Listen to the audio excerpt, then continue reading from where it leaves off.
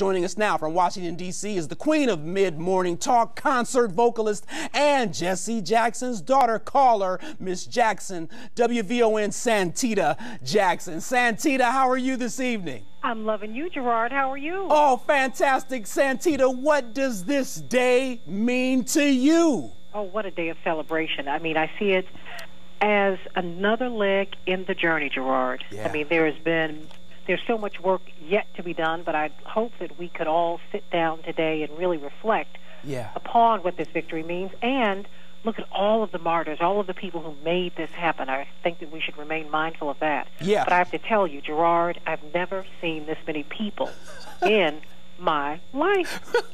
Really? And you know, Santita, you are definitely one to speak to that because all of your life, I mean, you've been around lots of crowds, not only as WVON talk show host and as a concert vocalist, but, you know, the fame of your father and your siblings. Well, you know, and I'm a civil rights child. Yes. And I'm a child of the church. So Yes. I've been to the Million Man March. You know, I've been to the 20th anniversary of the celebration of the March on Washington. I mean, I've seen all of those things. But I must tell you, I've never seen this many people before, and the excitement just made the air crackle. So, Santita, were the people just everywhere? I listened to your morning shows on WVON. You were broadcasting, of course, from Washington, D.C. I mean, describe the sea of people. Well, I cannot. I mean, you know, I went to college in Washington. I've lived here. And so I've seen a good many marches. I've seen marches that had 1,100. I've seen 10,000. I've seen 100,000. I've seen 1,000,000. Yeah. I've never seen millions. Yeah. And people were walking down there this morning at 5 a.m.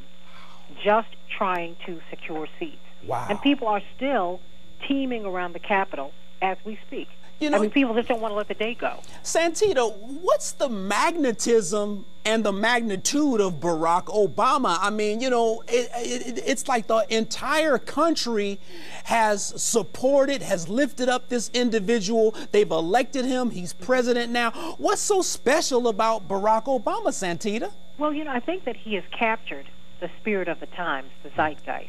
And some people are able to ride that wave. Some people create it. Some people capture it. And I think that he's captured it. Yeah. And he's captured it in a magnificent way. You know, change means something different to everybody.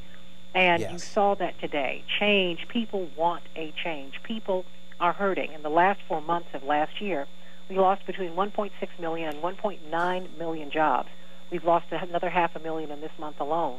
Jobs are hemorrhaging from this country. And those are not just 2 million people, 2.5 million people. Those are families. Yeah, yeah. You know, Santita, on your morning show, you always take a sympathetic and empathetic edge. Don't get me wrong, I do hear you calling people to responsibility, but I can always hear the empathy in your voice. When it comes to racism, classism, sexism, it seems as if Barack Obama has captured the spirit of, if we're drowning in an ocean, just throw me a life preserver.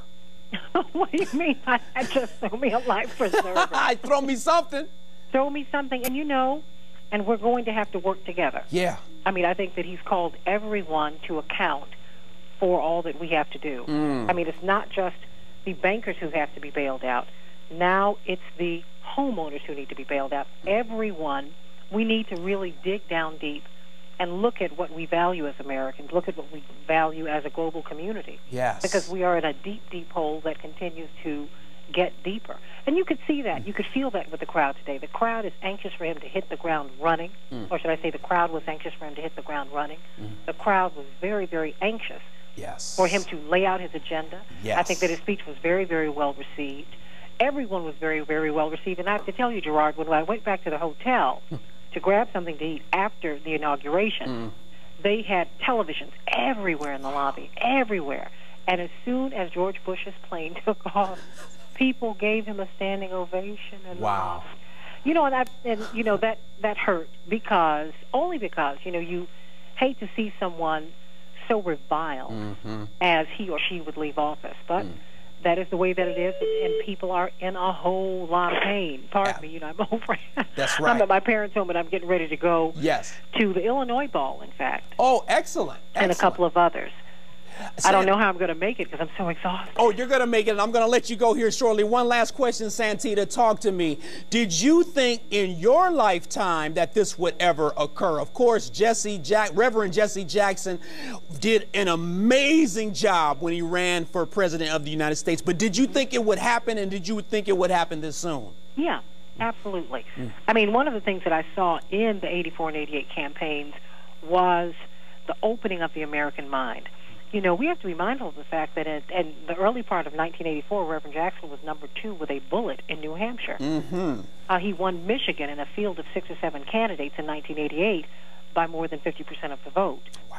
So it could happen, and by changing the rules, by 1988, we had gained enough leverage to change the rules, and they advantaged then Senator Barack Obama so that he could win by really patching together this wonderful coalition. He didn't have to win all of the big states. He could win some of the caucuses and on and on and on. Right. So I really felt that, hey, you know, my mother often said that if the system gets, if they have enough problems, they will be open to someone to come in and make some radical changes. And I think that at least on a visceral level and on a philosophical level to some extent, but certainly on a visceral level, we've made a massive change, massive change. And you know, Santita, when we're in dire straits, we'll take help from almost anyone. It doesn't matter because we need help. But you know, I think that we have more than just anyone.